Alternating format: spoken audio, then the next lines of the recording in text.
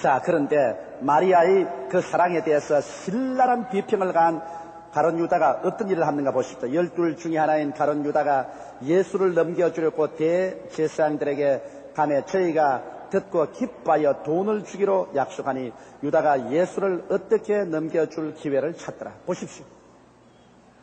여기에 마리아는 옥합을 깨뜨려서 그 금을 예수님의 발 앞에 붓고도 그 사랑이 모자라서 예수님이 죽었다가 부활하시는 이른 아침에 그는 예수님을 만나러 가고 그 다음에 다른 사람이 다 떠났을 때는 그 무덤, 빈 무덤가에 앉아가지고서 울고 앉았다.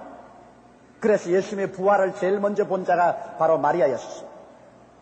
그런데 여러분, 여기에 가룟 유다는 제자라고 따라다니면서 그 중에도 제일 수제자라고 하는 이 가룟 유다는 예수 그리스도를 팔아서 원수에게 넘겨주었습니다. 그렇지 않더라도 예수를 잡고자 해도 밀란 일어날까 싶으면 못 잡았는데 예수님이 수제자가 와가지고서 예수님을 돈 받고 넘겨주겠다고 하니까 얼마나 좋습니까? 그런데 가룟 유다가 반드시 돈의 탐욕만 나서 예수님을 넘겨준 것은 아닙니다. 왜냐하면 그때 은 30냥이라는 것은 종을 팔고 사는 값입니다. 그 예수님께 모욕을 주기 위해서 여러분 예수님을 은 30냥에 팔은 것입니다. 이 모욕적인 것입니다. 예수님을 종의 값을 주고서 팔아넘긴 것입니다. 왜 이렇게 가룟 유다가 예수님을 모욕적으로 팔았을까? 그것은 가룟 유다가 먼저 예수님 따라올 때부터 동기가 나빴습니다. 왜냐하면 가룟 유다는 한 자리 하려고 예수님을 따라온 것입니다. 다시 말하면 예수 그리스도를 통해서 로마 정부를 몰아내고 이스라엘의 정치적인 독립을 가져오려는 열성당원으로서 정치적인 목적으로 예수님을 따라왔는데 끝까지 예수님이 정치운동을 일으켜서 대국민을 규합해서 큰 폭동을 일으켜가지고서 기적적으로 로마를 물리쳐내고 이스라엘을 독립국가로 세우는 이런 운동을 하기를 기다렸는데 예수님께서 마지막에 하신 말씀이 나의 왕국은 이 땅에 있지 않고 하늘에 있다 그러고 주님께서는 영적인 구주로서 영적인 메시아로서 오신 것을 거듭 말하고 난 다음에 예수님께서는 결국 인류를 구원하기 위해서 십자가에 못 박여 죽을 것을 말하기 때문에 그게 가룟 유다는 배신감을 느낀 것입니다. 배신감을 느껴. 나는 예수님께서 정치적인 메시아가 될 줄 알고 따라왔는데 이젠 정치적인 메시아가 아니고 영적인 메시아로서 나오니까 이것은 내가 속았다. 배신되었다. 그래서 예수님을 모욕적으로 배반하기 위해서 종을 사고 파는 돈인 30냥을 받아서 먹고서 예수님을 팔아넘긴 것입니다. 여러분 이게 무슨 예수 그리스도를 정치적인 메시아로 보면 오늘날도 많은 신학자들과 목사들이 예수 그리스도를 정치적인 메시아로 봅니다. 예수님께서는 가난하고 병들고 억압된 사람의 대표다. 그러므로 오늘날 또 가난하고 병들고 억압한 사람을 대표해서 우리는 데모를 하고 폭동을 일으키고 그러고 난 다음에 정권을 뒤엎자 이렇게 말하는데 물론 예수님께서 가난하고 병들고 소외된 사람들을 사랑했지만은 주님께서는 그들을 영적으로 사랑하셔서 가난한 자에게 축복을 주시기를 원하고 병든 자를 고치고 억압된 자를 주님께서 영적으로 놓아주기를 원하셨지 주님께서 폭동을 일으켜서 정치적으로 나라를 뒤엎어 가지고서 새로운 나라를 세워서 그 사람들을 도와주려고 하지 않으셨습니다. 왜 그러냐면 이 세상과 이 세상의 것은 깜짝할 사이에 다 지나가 버리고 마는 것입니다. 나라도 사회도 인생도 지나가 버리고 말아요. 그러나 영원히 존속하는 것은 사람의 영혼과 천국과 지옥입니다. 그러므로 주님이 관심 받은 것은 여러분 이 세상에 사는 짧은 인생의 생활은 눈 깜빡할 사이에 없어지는 것입니다. 영혼에 비교하면 눈 깜짝한 찰나도 안 되는 것입니다. 이것 때문에 주님께서 큰 소요 운동을 일으키는 것이 아닙니다. 예수님이 십자가에 죽었다 부활한 것은 영원히 있는 천국으로 영원히 사는 영혼을 구원하기 위해서 주님께서 오신 것입니다.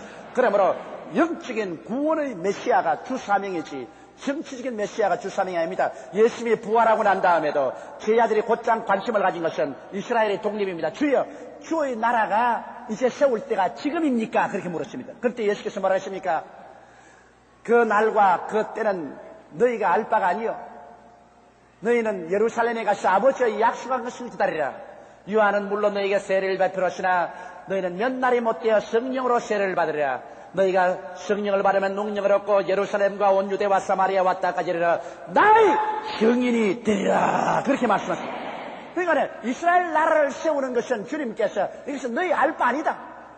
이건 아버지께서 하실지 너희 알 바 아니다. 너희는 날 믿고 성령 받아 온 천하에 다니면서 복음 전가라. 그렇게 말씀하신 것입니다. 자, 12절에 무교절의 첫날, 곧 6월절 양 잡는 날이니까 니산월 14일날, 정월 14일날 저녁입니다. 유교절의 첫날 곧 6월절 날 양 잡는 날에 제자들이 예수께 여짜오되 우리가 어디로 가서 선생님으로 6월절을 잡수시게 예비하기를 원하시나이까 하고 물었습니다. 그래서 제자들도 유대인이니까 예수님과 함께 6월절은 먹어야 되니까. 6월절은 큰 명절입니다. 이스라엘은 최대의 명절입니다. 명절이기 때문에 그날에는 다 와서 그들이 이 떡을 먹고 그리고 포도주를 마시고 6월절을 기념해야 되는 것입니다. 어디서 이것을 준비하리까? 이러니까 예수께서 제자 중에 둘을 보내시며 가라사대, 주님은 벌써 뭘 다 아셔요. 예수님이 제자 중에 두 사람을 불러서 가라사대 성내로 들어가라. 그리하면 물 한 동이를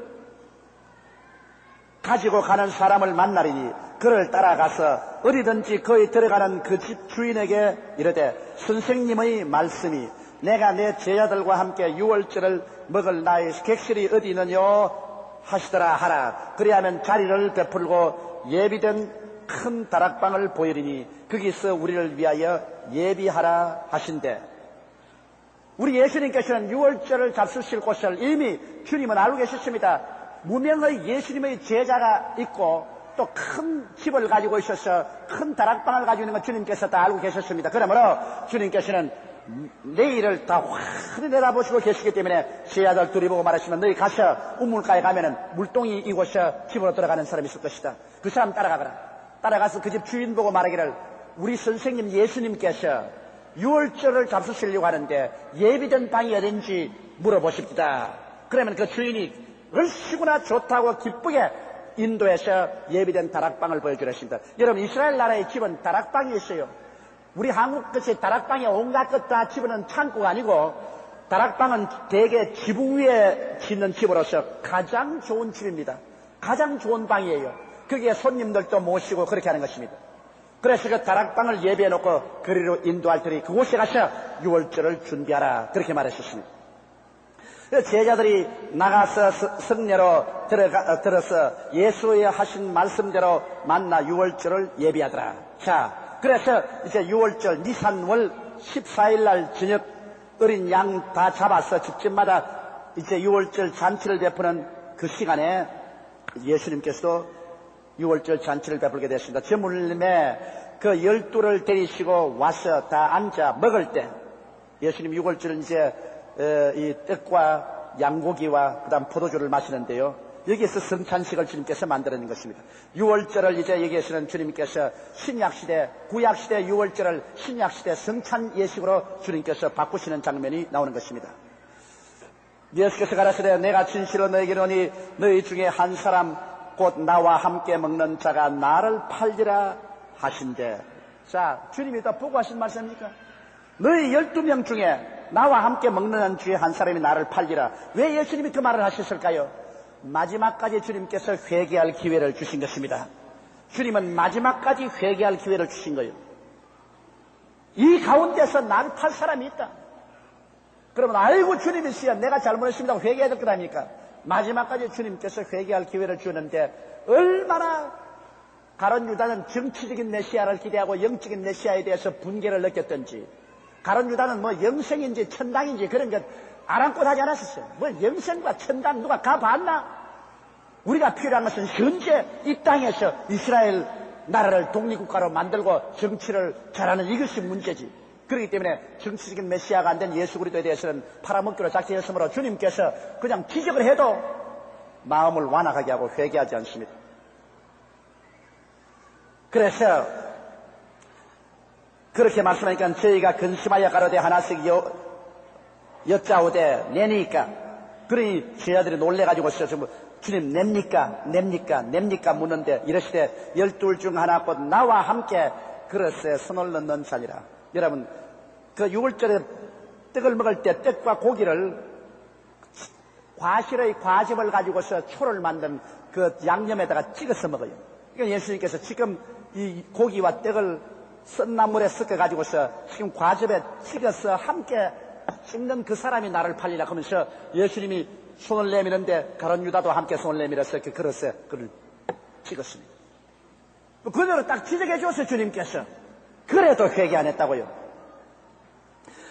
그러면서 주님께서 말씀하기를 인자는 자기에게 대하여 기록한 대로 가거니와, 벌써 예수님은 이사야서 53장에도 예수님이 고난받는 종으로서 죽을 것을 예언해 놓았지 않습니까? 그러므로 예수님은 나는 이미 성경에 예언한 대로 나는 가거니와 인자를 파는 그 사람에게는 화가 있으리로다. 그 사람은 차라리 나지 아니하였으면 제게 좋을 뻔하였느니라 하시니라. 예수님을 파는 가룟 유다는 차라리 세상에 태어나지 않았으면 좋을 뻔하겠다. 왜냐? 세상에 태어나서 예수님을 팔고 난 다음에 세세 뭉토록 여러분 제일 지옥 아랫목에 가 있을 사람이 누구라고 생각합니까? 가룟 유다입니다. 하나님을 팔은 사람이니까 그야말로 지옥도 제일 아랫목에 가 있어요. 여러분 지옥에 가도 하나님 심판도 격렬한 심판이 있고 좀 가벼운 심판이 있습니다. 다 똑같은 심판 안 받아요. 죄가 많은 사람은 더 격렬한 심판을 받고 죄가 가벼운 사람은 좀 가벼운 심판을 받아요. 그런데 가장 아랫목에 들어가서 벌써 2000년 동안 고통을 당하고 있는 게 가룟 유다입니다. 그 예수께서 차라리 이 사람은 안 태어났으면 좋다. 가룟 유다가 안 팔아도 이방인들이 예수님 잡아 죽일 것입니다. 왜 가룟 유다가 팔았습니까? 그러므로 참 가룟 유다야말로 너무나 불쌍한 사람입니다. 그 다음 23절에 저희가 먹을 때 예수께서 떡을 가지사 축복하시고 떼어 제자들에게 주심이 가라사대 받으라 이것은 내 몸이니라 하시고, 이제 예수님께서 유월절 잔치를 성찬으로 바꾸는 예식인 것입니다. 주님께서 이스라엘 떡은 둥글고 큰 떡 아니니까 우리 지름 부침 같은 그런 것입니다. 그 떡을 들고 축사하시거나 좀 떡 떼어서 제자들에게 주면서 받아라. 이건 너희를 위해서 주는 내 몸이라고 했습니다.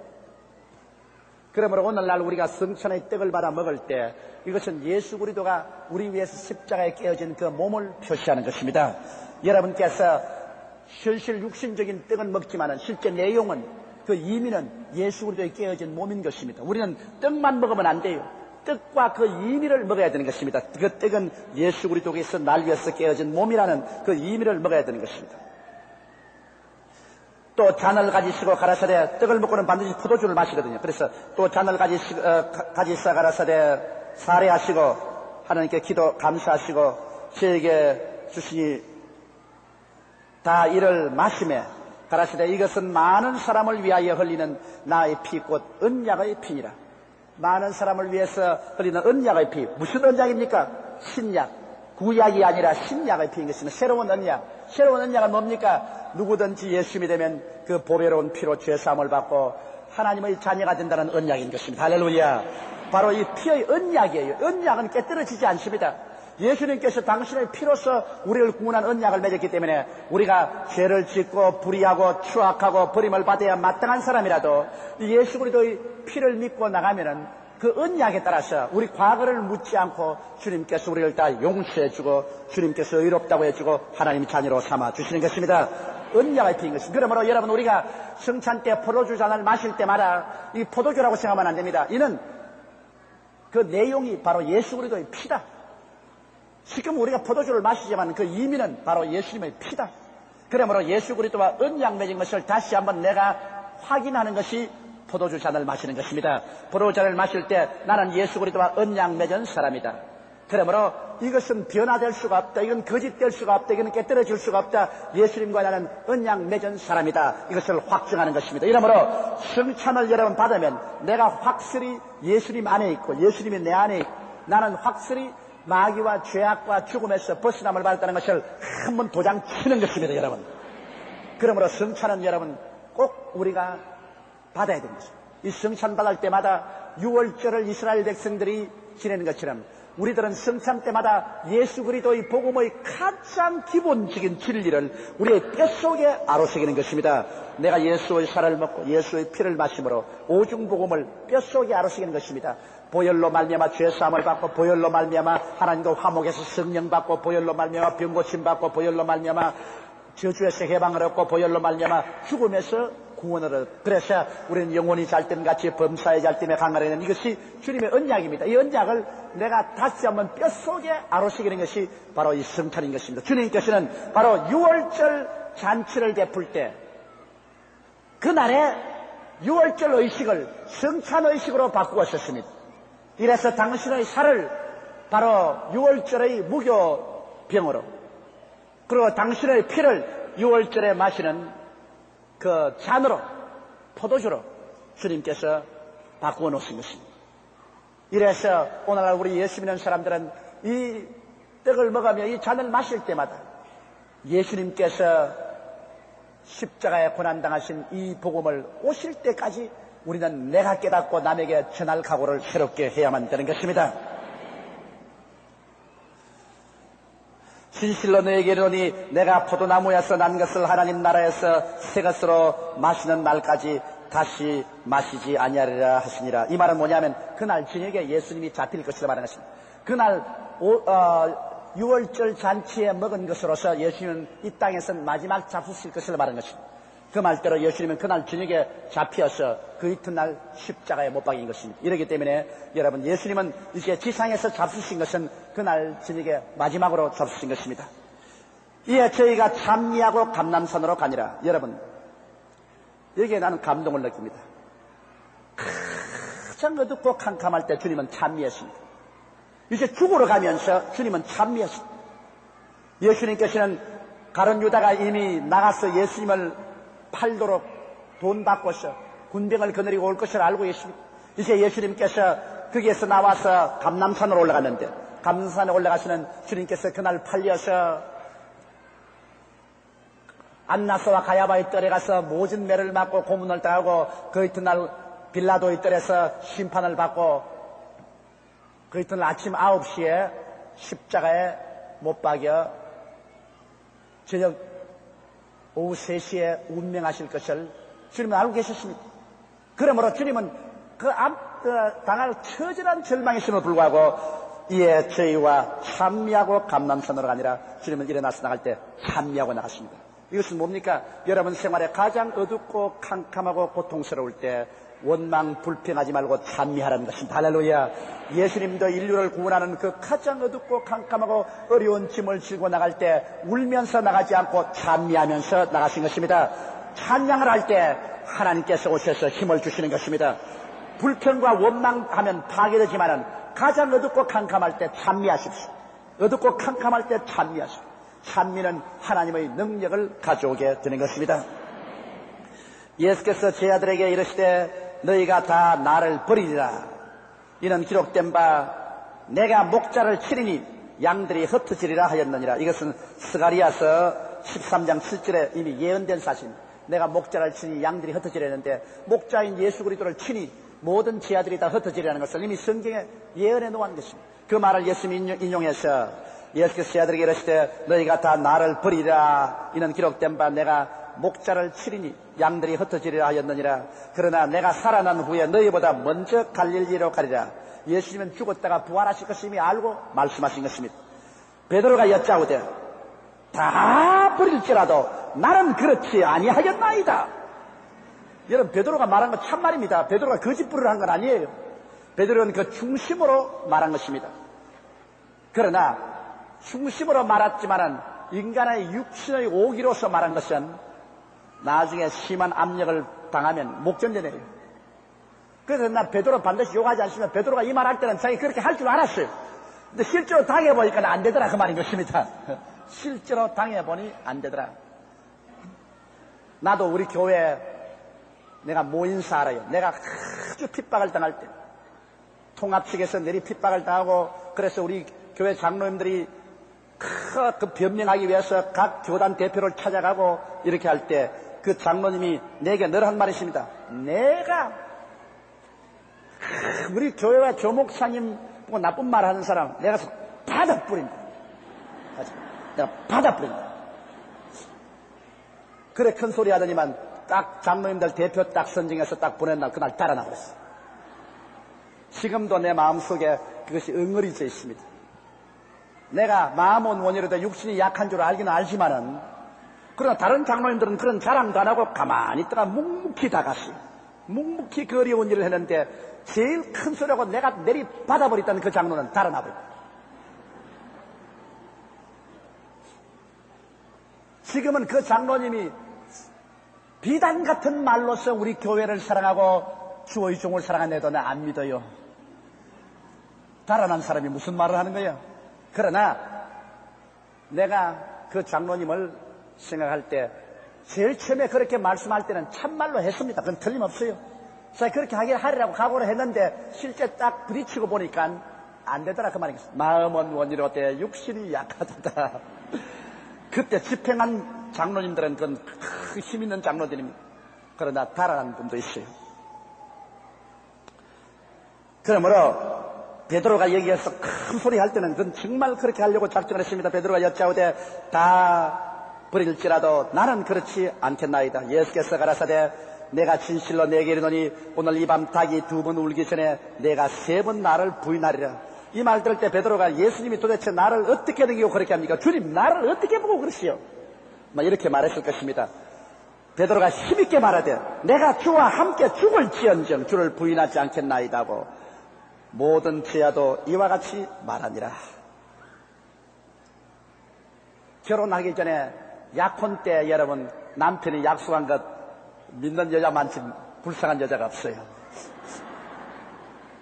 약혼할 때 달 밝은 밤에 둘이 손잡고 가면서 남편이 이야기할 때는 여보 당신 내게 시집 오면 내가 대학원도 보내주고 물론 공부 시켜주지 물론 원하는 대로 내가 다 해줄게. 온갖 약속 다 하지.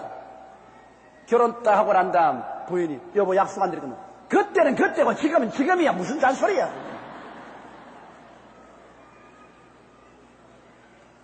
그렇게 되면 그때부터 부인이 실망하는 겁니다. 저 거짓말쟁이 봐라. 너 나 거짓말 했지. 그 다음부터는 늘 남편 말이 올바르게 안 들리고 늘 거짓부려 들리는 것입니다.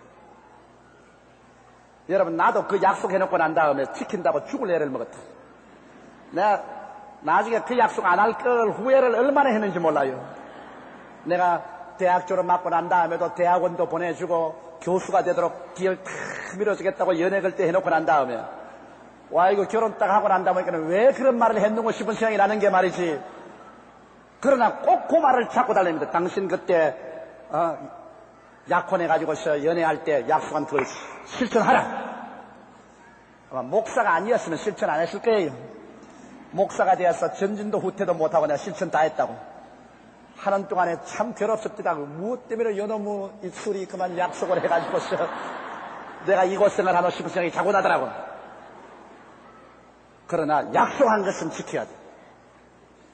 그런데 베드로가 막 천당에서 지금도 후회할 겁니다. 그건 왜냐하면 약속하고 난 다음 처참하게 시근을 해버리고 말았었어. 물론 나중에는 크게 회개하고 돌아섰지만은 그러나 시근한 것은 사실이고 온 천하 만국의 복음을 전가할 때마다 베드로의 시근한 사실을 사람들은 전하고 있기 때문인 것입니다. 그리고 베드로만 그렇게 한 것이 아니라 모든 제자들도 다 이같이 말을 했습니다. 저희가 겟세마네라 하는 곳에 이름에 예수께서 제자들에게 이르시되 나의 기도할 동안에 너희는 여기 앉아서라시. 여러분 하나님이 아들도 문제를 당했을 때 기도가 필요했는데 여러분과 내가 문제 당했을 때 기도 안 하고 견디겠습니까? 하나님과 직통하는 바로 하나님이신 예수께서도 그 죽음의 처절한 절망 앞에 두고는 힘을 얻기 위해서 기도를 하셨습니다. 야, 기도하고 얻는 힘이란 말로 다 할 수가 없어요. 기도를 촥 하고 나면 막 힘이 막 무척 생겨나거든요. 내가 요번에 제주도 부흥성에 갔을 때도 나는 외국에 꼭 부흥회만 나가면 마귀가 달라들어요. 그런데 제일 많이 달라드는 것이 일본이고 그 다음에 미국과 불앞으로 달라들어서는 제주도가 안 달라들 줄 알았어요. 제주도는 대한민국인데 마귀가 안 달라지도 않는데 그것도 해외라고 마귀가 달라들어요. 아이고 이틀째 되는 밤에 밤중에 내가 일어났는데 갑자기 막 온 몸이 막 지끈지끈 쑤시고 그 마음이 그냥 요상스러운데 마음이 그냥 허전하고 그냥 마음이 막 흔들흔들하고 자꾸 뭐 토할 것 같고 말이죠. 머리가 막 이렇게 뭉그래요. 그 마귀의 일을 모르는 사람은 이거 내가 왜 그랬노? 저녁에 뭘 잘못 먹어서 체했구나. 그래가지고서 수화제를 가져오너라, 왕충수만을 가져오너라 그러는지 모르겠지만은 나는 이제 마귀의 일을 압니다. 아, 요놈이 또 달라드는구나. 요것도 해외라고. 요놈 제주도 마귀가 드는구나. 그래서 딱 차고 앉아가지고서 주여 믿습니다고서 기도를 시작합니다. 하는데 마귀하고 싸울 때 여러분 제일 힘있는 기도가 무슨 기도인지 압니까? 방언기도예요. 방언기도.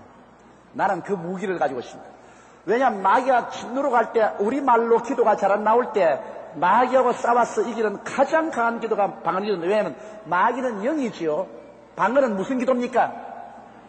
영의 기도입니다. 한번 따라하면 쓰시죠. 방언은 영의 기도다. 그러면 우리가 말로서 기도하면 말로서도 물론 신령한 성령으로 말미암아 신령한 기도를 할 수 있지만은 말로서 기도할 때는 많은 우리 인간의 생각이 섞이지만은 영인 마귀가 와 있을 때 막 영기도를 한다. 영으로서 막 대결해버립니다. 그 방언으로 막 기도하면 얼마나 힘 쫓겨나가요. 그래서 제가 그냥 하나님 앞에서 내 마음속에 그렇게 죄는 다 회개하고 난 다음 그냥 방언으로 막 기도를 했는데, 방언으로 기도하고 아는 말로 기도하고 방언으로 말하고 기도하고 아는 말로 기도했습니다. 바울 선생님도 그렇지 않습니까? 내가 어떻게 할거, 내가 영어로 기도하고 마음으로 기도하며 영어로 참여하고 마음으로 참여를 했었습니다. 참된 기도는 여러분 방언으로 기도했다가 또 아는 말로 기도했다가 방언으로 노래했다가 또 아는 말로 노래했다가 이게 진짜 기도인 것입니다. 그래서 막 내가 아는 말로 기도했다가 방언으로 기도했다가 아는 말로 기도했다가 방언으로 기도했다가 이래가지고서 1시간쯤 지나니까 화다 마이야 다 쫓겨나가고 막 몸이 욱신욱신하는 거 다 떨어져 사라지고 마음이 은혜로 꽉 들어차고 믿음이 꽉 들어차고 소망으로 꽉 들어차고 사랑으로 꽉 들어차고 힘으로 꽉 들어차서 막 얼마나 기쁜지 말로 다 할 수가 없어요. 이제는 제주도 마귀 다 잡았다 이놈들아, 다 잡았다. 그래서 제주도 부흥성회가 대성황을 이루고 큰 승리를 거두셨습니다. 그런데 만일 기도의 힘을 모르고 내가 기도할 줄 모르는 목사가 돼가지고서 아이고 아픈데 아이고 아스피린 가져오너라, 왕충심만 가져오너라 하고 아스피린이나 왕충심만 먹고 있다면은 아마 제주도 집회 못 했는지도 모릅니다. 아파트로 누워가지고서. 우리는 마귀의 괴계를 모르는 바가 아닙니다. 그러므로 여러분 마귀가 가져오는 여러 가지 시험과 환란이 오면 기도해야 됩니다. 기도. 첫째도 기도, 둘째도 기도, 셋째도 기도해야 됩니다. 기도해서 여러분과 내가 기도로서 무장을 해놓으면 그 영적인 힘이란 무서운 힘입니다. 사람이 육신의 힘으로서 살지 못해요. 사람이 영의 힘이 꽉 들어차면 어떠한 환경의 육신의 어려움도 이겨나갈 수가 있는 것입니다. 기도만 하면 살아요. 기도만 하면 이겨요. 그러므로 오늘날 예수 믿는 사람이나 교회 성장은 첫째로 기도요, 둘째로 기도요, 셋째로 기도인 것입니다. 기도하지 않고 예수 믿는 신앙을 말할 수 없으며 기도하지 않고 교회 성장도 말할 수가 없는 것입니다. 이러므로 우리 예수 믿고 난 다음 기도하는 것을 배워야 돼. 기도해서 하나님과 대화할 줄 알아야 하나님 속에 깊이 들어가고 그 다음 귀신을 내가 쫓아버리지. 기도 못하고 무슨 신앙을 한다는 말인 것입니까? 왜 캐톨릭 교회 신자들이 힘이 없냐면 카톨릭 교회에서는 기도를 안 해요. 이 신부들도 전부 기도문을 적어서 읽어요. 적어서 읽고 난 다음에 무슨 큰 여러분 대화가 됩니까? 여러분께서 아버지 오랜만에 어머니 방문해 가는데 아버지 말하고 이야기가 됐다 적어가지고서 아버지 진지 잡수셨어요? 어머니 건강하세요? 뭐 안 하는 것보다는 좋지만 그래가지고는 부모하고 교통이 안 돼. 바짝 앉아서 상 무릎과 무릎을 맞대고 난 다음에 아버지 어머니 하고 서로 이야기하면 얼마나 정이 토합니까? 그걸 왜 적어서 해요? 나는 카톨릭 교회를 비난하지 않습니다. 성공회를 비난하지 않습니다. 자관 그것 다 하나님을 찾고 예수 그리스도를 믿는 교회니까. 그러나 기도를 적어서 하는 것은 나는 그거 좋지 않다고 생각합니다. 그리고 평신도는 기도 안 해요. 그래서 자꾸 일하고 말지. 이게 뭐예요 이게? 자꾸 앉았다가 일어났다가 자꾸 이게만 하고. 그거는 마귀가 겁 안 내요. 마귀가 그런 거 겁 안 내요. 그것 말고 기도를 해야 돼. 진짜 기도를. 할렐루야. 우리 여의도 순복음 교회가 이렇게 불 붙는 이유는 우리 교인들이 기도하기 때문에 이런 신앙이 생겨나는 것입니다. 예수님조차도 그가 십자가를 걸머지기 전에 겟세마네 동산에서 기도를 하시는데 우리가 어떻게 기도 안 하고 살겠습니까? 저희가 겟세마네라는 곳에 이르니 예수께서 제자들에게 이르시되 나의 기도할 동안에 너희는 여기 앉았어라 하시고, 앉았어라 했지만 예수님이 앉아서 기도하라고 했지 앉아 놀아란 말을 안 했을 것입니다. 베드로와 야고보와 요한을 때리시고, 예수님은 12제자 중에서 특별히 베드로와 야고보와 요한을 사랑하셨습니다. 우리 주님도 다 사랑하지만 그 중에 특별히 사랑하는 사람이 있어요. 베드로와 야고보와 요한, 주님께 더 충성하는 특별히 사랑하는 사람이 있었습니다. 요한을 때리시고 가실새 심히 놀라시며 슬퍼하사, 여러분 우리 주님께서 심히 놀라시고 아주 슬퍼하사 말씀하시되 내 마음이 심히 고민하여 죽게 되었으니 너희는 여기 머물러 깨어있으라 하시고, 왜 이렇게 예수님의 마음이 괴로웠을까요? 예수님이 이미 죽었다가 살아날 것도 다 아시는데 왜 괴로웠을까요? 그러나 여기에 예수님의 인성이 나타납니다. 예수님은 하나님이시지만 육신을 쓰고 온 사람이기 때문에 주님이 죄를 알지도 못하시는데 온 세상 죄를 다 대신 짊어지고 억울한 누명을 덮었을 것이라니 얼마나 억울합니까? 여러분, 사람이 누명을 덮어쓰는 것만큼 괴로운 것 없어요. 내가 안 했는데 했다고 할 때 그때 억울합니다. 내가 국민학교 5학년 이후에는 우리 할머니하고 시골에서 살았는데 하루 내가 딸꾹질을 했어요. 아침부터 딸꾹질하는 게 학교 갔다 와 저기까지 딸꾹질합니다.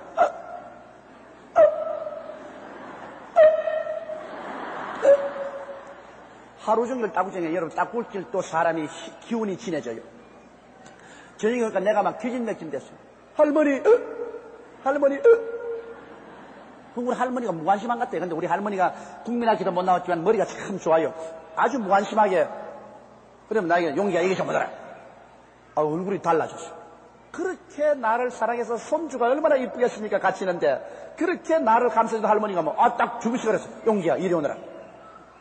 니 왜 저 아랫집 음손네 집에 가가지고서 그 집에 구라무 훔쳤노? 그때는 크림을 구라무라 그랬어. 구라무. 여자가 바르는 크림. 왜 그 구라무 훔쳤노? 그 집 세대 구라무 니가 들어서 훔쳤다면서. 와, 이거 너무 억울해가지고서 하늘이 꺼지고 땅이 꺼져서 할머니 안 훔쳤어. 그래. 니가 훔쳤다고 지금 야단이야, 지금. 니가만 구라무 훔쳤다고 야단이야. 와, 이거 내가 막 어찌 억울하고 막 불안지만 이놈의 집에 갔으나 불을 찔러버리니까 심심해 나더라고, 내가 막 그냥. 그래, 내가 막 그 자리에서 막 땅을 치고 울면서 막, 안 훔쳤어! 안 훔쳤어! 내가 안 훔쳤어! 이게 무슨 잔소리야! 네가 훔쳤다고 소문이 다 나는데. 그래가지고서 한 10분 동안 내가 고함을 치고 막 불해가지고서 뒹굴면서 내가 가만히 있는가 봐라고. 그러니까 할머니가 어디 나를, 한테, 아이고, 내 새끼야. 그러면서 머리를 쓰고 울지 마라, 울지 마라, 울지 마라. 그러면서 너 딸꾹질 안 하지? 그래요. 얼마나 억울했던지 딸꾹질로 다 날라갔어요, 그냥. 내가 그냥 할머니 가슴을 막 손으로 때리고서 세상에 사람을 이렇게 하는 법이 왜냐, 이거네. 나는 너 애비에게 손주 바라가 키우는 게 얼마나 힘든 줄 아느냐? 그 말 맞아요. 여러분, 손주들이 아무리 이뻐도 애비에게서 할머니가 맡으시면 좋을 땐 좋아도 병 들면 그 책임 어떻게 합니까? 나중에 병 들었다가 무슨 일이 생기면. 그러니 내가 너를 데리고 약방에 갈 수 있니? 병원에 갈 수 있니? 내가 어릴 때부터 배운 약을 쓸 수밖에. 내 약은 이 약이야. 그 따구시 딱 나빴어. 그때 그 내 마음에 억울한 생각이 지금도 내 마음에 기억이 나요. 그러니 나무 죄를, 안 지은 죄를 짊어진다는 것은 그렇게 억울한데, 구라무 훔치다 해도 억울한데, 예수님께서 온 세상 죄를 다 안 지었는데 예수님이 지었다고 다 지었는데 덮으시는데, 여러분, 안 억울할 택이 있어요? 제가 찔리면 우리 허물을 인하며 제가 상하면 우리 죄악을 인함이라.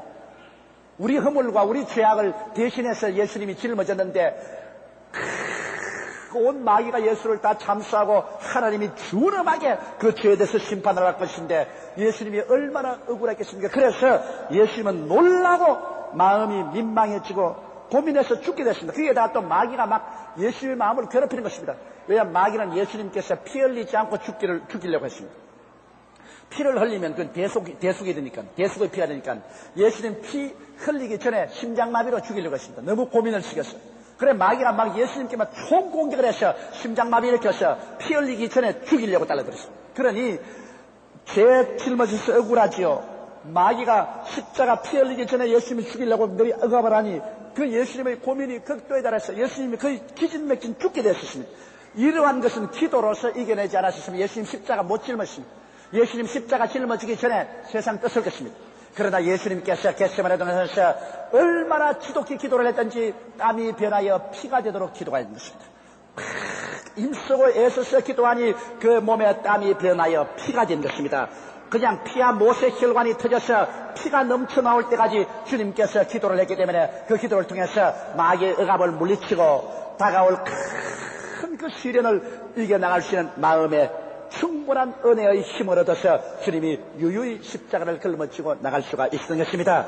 그 기도의 힘이 이렇게 큽니다. 기도의 힘은 마귀의 공격도 억울한 누명도 다 이길 수 있고, 기도의 힘은 여러분과 내가 큰 위기와 시련을 마음에 단단한 확신과 평안을 가지고서 지나갈 수 있게 만들어주는 것이 기도의 힘인 것입니다. 이러므로 예수 믿는 사람이 기도할 수 있다는 것은 여러분 일생의 가장 큰 재산인 줄 알게 되시기를 주 이름으로 축원합니다. 이 기도를 통해서 깨어질 가정도 안 깨어지고, 여러분 병들어 죽을 사람도 기도로서 다 그걸 소화해버리니까 안 죽고 억울한 일을 당해도 마음의 평화를 가질 수 있는 것입니다. 이야, 기도할 수 있다는 것, 이것은 인생에 주어주신 하나님의 특권 중에 특권인 것입니다. 조금 나아가서 땅에 엎드려 될 수 있는 대로 이때가 자기에게서 지나가기를 구하여 가라사대, 아버지여, 아버지께서는 모든 것을 가능하오니 이 산을 내게서 옮기시옵소서. 그러나 나의 원대로 마옵시고 아버지의 원대로 하옵소서 하시고, 주님께서 기도할 때 할 수만 있으면 이 잔이 옮겨야 했습니다. 그것은 예수님의 육의 반응입니다. 육신의 사람이니까 할 수만 있으면 이 십자가 짊어지지 않고 인류를 구원할 수 있는 길을 열어주시옵소서. 그러나 그 다음 영적인 기도를 하신다. 내 뜻대로 마옵시고 아버지의 뜻대로 하시옵소서. 아버지의 뜻은 죽지 않고는 구원받지 못합니다. 그러나 예수님이 육을 가지신 이상 그러한 간절한 기도를 해보는 것입니다. 그 다음에 돌아와서 제자들의 자는 것을 보시고 베드로에게 말씀하시되, 시몬아 자느냐, 내가 1시 동안도 깨어 있을 수 없더냐. 사람들은 1시란 말을 잠시 동안이라고 해석한 사람이 있지만 분명히 1hour입니다. 내가 1시간 동안 깨었어요. 예수님 벌써 1시간 기도하고 나오셨어요. 그래, 내가 1시간 기도가 중요한 것은 예수님이 겟세마네 동산에서 1시간 동안 기도하고 난 다음, 그 다음 나와서 보니 제자들이 잠을 자고 있었어요. 그래서 예수님이 너 깨어서 나와갈게. 1시간 동안도, 1시 동안도 기도할 수 없는데. 그래서 여러분, 제가 여러분에게 1시간 동안 기도하자는 운동을 전개하는 것입니다. 아침에 일어나서 시간을 내어서 1시간 동안 기도만 하면은 여러분의 생활에 큰 변혁이 다가옵니다. 영적인 생활에 굉장한 변혁이 다가오는 것입니다. 이러므로 1시간 못하거든 30분이라도 제발 해주세요. 그러나 점심과 저녁 합쳐서는 1시간이 되도록 해주시기 바랍니다. 여러분 1시간씩 기도하시는 분 손 들어봐 주시기 바랍니다. 1시간씩 기도하시는 분. 30분 하시는 분 손 들어보시죠. 30분. 10분 하신 분 손 들어봐 주십시오. 도무지 안 하는 사람 한번 손 들어보시죠. 도무지 안 하는 사람. 도무지 안 하는 사람, 정직한 사람이 있기는 있네, 손 드는 거 보니까. 아이고 답답해라. 아이고 답답해. 세상에 여의도하고 또 순복음에 나오는 사람들도 저렇게 1시간도 기도하는 사람이 있고 10분도 하는 사람이 있으니, 다른 데 나간 사람 하루 하나도 기도 안 하고 사는 사람 있는 거 사실 아닙니까? 와, 안 하노?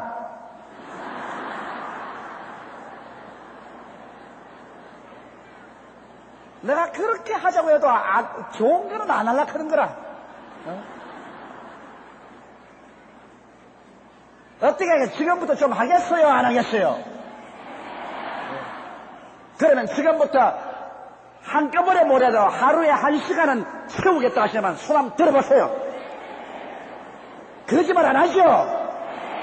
나 다음 수요일에 또 물어볼 테니까 거짓말 하는 거 아닌가? 예수님도 1시간 동안 기도하지 못하는 제자들 두고 탄식을 했는데 지금도 예수님께서 탄식하지 않겠습니까? 시몬아 자느냐, 내가 1시 동안 깨어 있을 수 없더냐? 시험에 들지 않게 깨어 기도하라. 마음에는 원이로되 육신이 약하도다 하시고, 자, 시험에 들지 않게 깨어서 기도하라. 시험이 여러분 다가와도 깨어서 기도하면 시험을 이길 수가 있는 것입니다. 시험이 안 다가올 수는 없어요. 시험은 다가와요. 시험은 안 다가올 수 없습니다. 그러나 시험을 이기는 사람하고 시험에 드는 사람하고 다릅니다. 여러분, 감기가 다 다가와도 감기를 이기는 사람하고 감기 드는 사람이 따로 있지 않습니까? 그러므로 기도하면 시험이 와도 시험에 들지 않습니다. 시험을 이겨요. 그러나 기도하지 않으면 시험이 오면 시험에 들어버리고 말아요. 시험에 들면 반드시 상처를 입게 마련인 것입니다. 그러나 마음은 원이로되 육신이 약하도다. 사실 여러분도 다 마음으로는 기도하고 싶죠. 그러나 육신이 기도 못하게 해요. 나도 그래요. 나도 그냥 하루에 지금 최소한도 3시간씩 기도하려고 애를 쓰는데 그런데 못할 때도 있어요. 근데 기도를 이렇게 탁 하면 마음으로는 한 30분, 1시간 기도되면 마음이 얼마나 좋은지 몰라요. 그러나 육신은 기도하려면 막 굉장히 괴로워요. 아이, 그만하고 막 쉬어라. 육신 자꾸 그래요. 아이고, 기도 그만하고 쉬어라. 지금 뉴스 시간이다. 텔레비에 뉴스 봐라. 지금 뉴스 어떻게 나온지 뉴스 좀 봐야 안 되나. 온갖 소리가 다 들립니다. 그러니 그 육신을 누르고서 1시간쯤 기도해서 기도가 깊이 들어가면 그때는 기도가 참 꿀맛처럼 달아요. 그렇게 영적으로 달면서도 육신은 계속해서 아이, 그만해라 좀 그래요. 이게 기도라는 것은 자기 육신과 싸우는 것입니다. 저는 30년 동안 육신과 싸우면서 기도해오는데 여러분이야 오죽하겠습니까? 동정을 내가 해요. 하지만은 그러나 기도 안 하고는 신앙이 깊어지지 않으니까 육신과 싸워서 이겼어요. 동정을 하지 마세요. 예수님께서도 베드로 보고 마음은 원이로되 육신이 약하도다 하시고 다시 나아가 동일한 말씀으로 기도하시고 나오사 보신 적 저희가 자니 깨어 나와도 또 자요.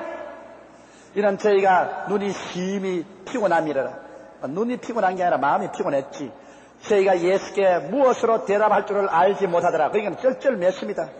미안해서. 세 번째 오사 저에게 이르시되 이제는 자고 쉬라. 그만이다. 때가 왔도다. 보라, 인자가 죄인의 손에 팔리우느니라. 일어나라. 함께 가자. 보라, 나를 파는 자가 가까이 왔느니라. 예수님께서 3번 나가서 기도했다.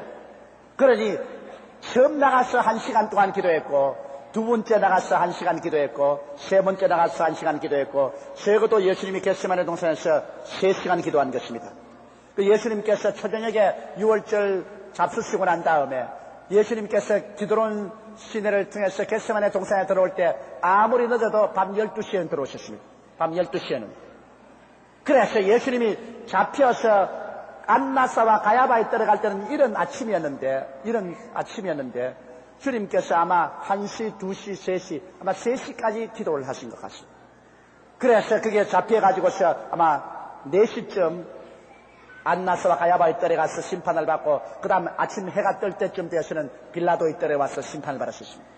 그러므로 적어도 예수께서 큰 시험을 당할 때 그가 3시간은 겟세마네 동산에서 기도하실 것이다. 처음에 주님께서 기도하시고 나와서 1시간 깨어서 기도 못하니 하시고 두 번째 들어가서 기도하시고 또 나와서 깨우고 세 번째 들어가서 기도해서 또 깨우고 난 다음 이제 때가 왔다. 나를 잡으러 온 사람이 왔다. 이제 난 팔린다. 일어나서 가자 그랬어. 그래서 내가 하루에 저는 3시간 기도하는 것입니다. 적어도 내가 주의 종이니 우리 주님께서 제 아들을 보시고 너희가 깨어서 기도하라고 했을 때 적어도 3시간은 예수님께서 기도하라는 말씀이 아니겠는가. 그래서 평신도는 1시간쯤 기도해도 좋겠거니와 주의 종은 아무래도 3시간은 기도해야 주의 뜻을 이루지 않겠는가. 그래서 생각이 되어서 저도 하루에 3시간 기도하려고 무척 애를 쓰고 있습니다. 성공할 때도 있고 성공 못할 때도 있는 것입니다. 그러므로 여러분 우리는 주님 오시는 그날까지 기도에만 힘쓰면 시험을 이기고 능히 그리스도의 재림을 우리가 맞이할 수 있을 것입니다. 기도하지 아니하면 시험에 듭니다. 기도하면 시험이 다가와도 그를 극복하고 이겨나갈 수가 있는 것입니다. 자, 여기까지 우리 공부하시고 우리 다 같이 한음성으로 주여 우리 3번 부르고 우리 기도 드리십시다. 주여! 주여! 주여! 살아계시고 거룩하신 우리 아버지 하나님이시여, 하나님 우리 아버지께서 은혜와 사랑을 베풀어 주심을 감사합니다. 오 사신 우리 아버지여, 영광의 대주제이신 우리 하나님이시여, 하늘 문을 여시고 우리에게 은혜와 사랑을 베풀어 주심을 생각할 때 나의 거룩하신 우리 아버지여 감사하고 찬송합니다. 오 사랑이 많으신 우리 아버지여 감사하고 찬송합니다. 만군의 야훼 우리 아버지여 우리를 불쌍히 여기시고 우리를 긍휼히 여기심을 감사합니다. 오 사랑이 많으신 우리 아버지여 오 사랑이 많으시고 거룩하신 우리 아버지를 믿으시고 아버지 하나님께서 영광 받아주시옵소서. 아버지 하나님께서 높임 받아주시옵소서. 살아계시고 거룩하신 우리 아버지를 믿으시고 주여 주님 감사합니다. 나의 거룩하신 우리 아버지 감사합니다. 오 나의 거룩하신 아버지 나의 사랑이 많으신 우리 아버지를 믿으시고